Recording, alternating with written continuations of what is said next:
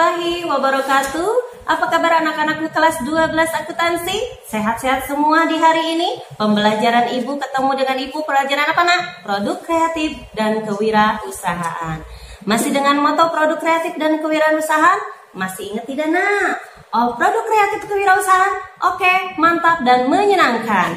Karena kita belum tatap muka nak, yang ada selalu menjaga jarak kalau ada temanmu di rumah. Tapi harus selalu mencuci tangan, berolahraga, sehat, makan makanan yang sehat dan 4 sehat 5 sempurna. Kalau yang masih mau minum susu ya, supaya kalian bisa badannya sehat dan kuat. Oke anakku sekalian, sebelum kita pembelajaran, kita mari berdoa menurut agama dan kepercayaan masing-masing.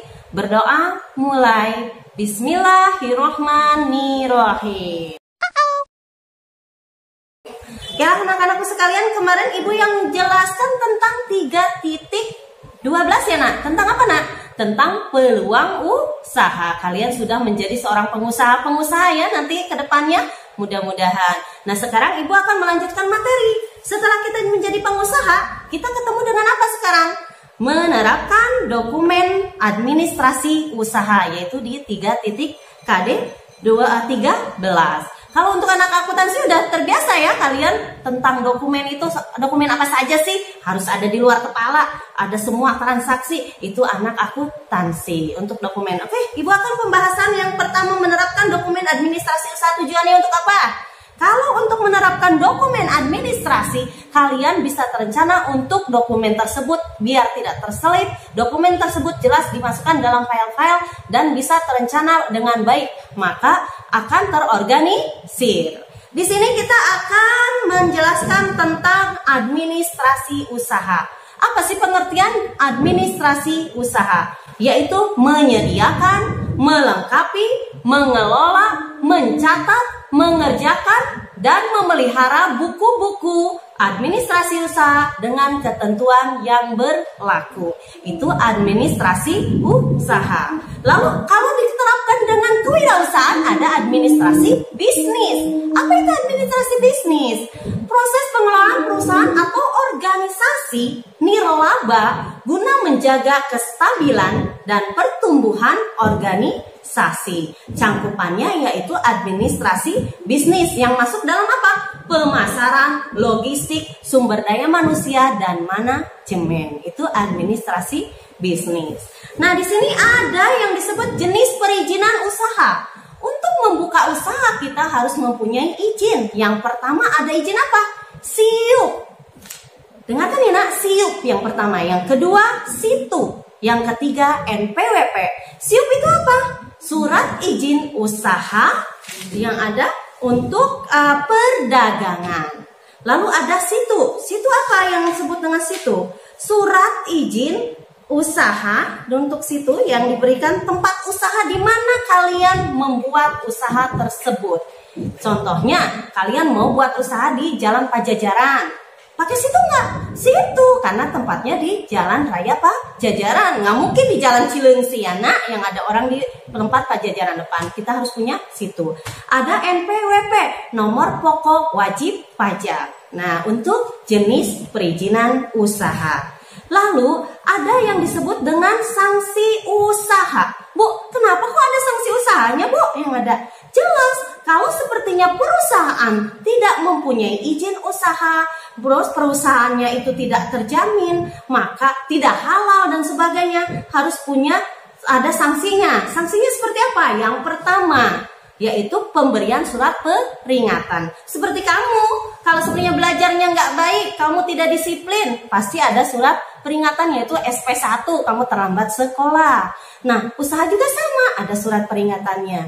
Yang kedua ada pemberhentian sementara. Nah, kalau kamu nakal terus yang ada di sekolah, banyak sekali yang kamu langgar, biasanya ada skorsing. Tapi di kita nggak ada ya nak, SP1, lalu SP kedua, SP3 kamu keluar. Keluar mana nak? Keluar dari sekolah. Semudah-mudahan kalian tidak sampai di situ, harus tetap baik dan menjaga disiplin ke sekolah. Yang kedua adalah tadi pemberhentian sementara di SIUP tadi ya nak ya, untuk usaha. Lalu yang ketiga ada pencabutan SIUP, yaitu tidak boleh kalian bekerja, tidak boleh kalian menjadi izin usaha tersebut lagi. Maka akan diberhentikan pencabutan SIUP tersebut. Lalu ada situ. Situ itu yang untuk sanksi yang melanggar situ, yang pertama ada keterlambatan 1 bulan dengan denda 10% dari besarnya biaya. Yang kedua, keterlambatan lebih 1 bulan dan sampai 3 bulan, dendanya berapa persen, Nak? 25%. Yang ketiga, keterlambatan dari 3 bulan sampai dengan 6 bulan, dendanya 50%. Nah, nambahnya, Nak, dari 25% menjadi 50%. Lalu keterlambatan dari 6 bulan sampai 1 tahun, berarti dendanya menjadi 100%. Nah, pelanggaran terhadap ketentuan yang sudah diatur Pemda diancam hukuman pidananya 6 bulan atau denda dengan 5 juta rupiah. Wah, Bu, usaha saya bisa bangkrut dong dengan harus denda 5 juta rupiah. Makanya harus kalian mempunyai ketentuan yang harus peraturannya kalian lakukan dengan disiplin. Oke, yang untuk sampai dana 6 bulan 5 juta itu untuk situ. Sekarang ada NPWP atau pajak. NPWP apa tadi? Nomor pokok wajib pajak. Bagi yang tidak memenuhi kewajiban karena keterlambatan akan pidana 6 bulan atau denda 1 juta. Yang kedua, bagi yang sengaja tidak memenuhi kewajiban, dipidananya berapa? 1 tahun atau denda 2 juta. Oke, itu untuk NPWP. Lalu ada penggolongan surat-surat bisnis atau niaga. Yang pertama ada surat perkenalan, yang kedua ada surat permintaan dan penawaran, yang ketiga ada surat penawaran, yang keempat ada surat pemesanan. Itu untuk ruang lingkup surat-surat bisnis atau niaga. Nah, sekarang kalau sepertinya ruang lingkup administrasi niaga itu meliputi apa? Ada administrasi penjualan, periklanan, kepasaran, keproduksian, dan perbankan.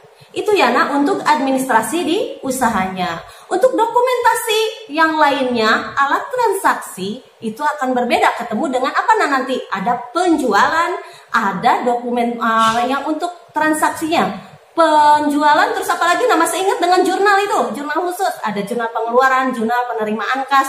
Itu nanti akan ketemu dengan bukti-bukti transaksi yang untuk di kelas akuntansi. Kalau kita membeli barang apa, Nak? Harus mempunyai apa?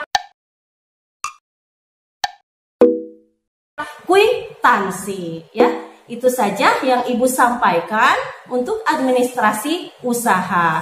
Jadi nanti untuk dokumen dan sebagainya, anak-anak harus bisa membuat dokumen transaksi. Nah, anak-anakku sekalian, untuk pembelajaran hari ini mungkin sampai di sini dulu. Anak-anak harus bisa menjaga kesehatan, selalu cuci tangan, selalu berolahraga, dan jangan lupa kalian catat materi yang Ibu sampaikan. Boleh dirangkum, yang ada nanti boleh lewat Google Classroom. Oke ya, anakku sekalian, mungkin hari ini cukup sekian. Nanti kita ketemu lagi dengan materi berikutnya. Di KD berikutnya kita akan mengupas lebih banyak lagi. Mudah-mudahan kalian bisa mengerjakannya dengan baik. Cukup sekian dari Ibu. Next week again. Assalamualaikum warahmatullahi wabarakatuh.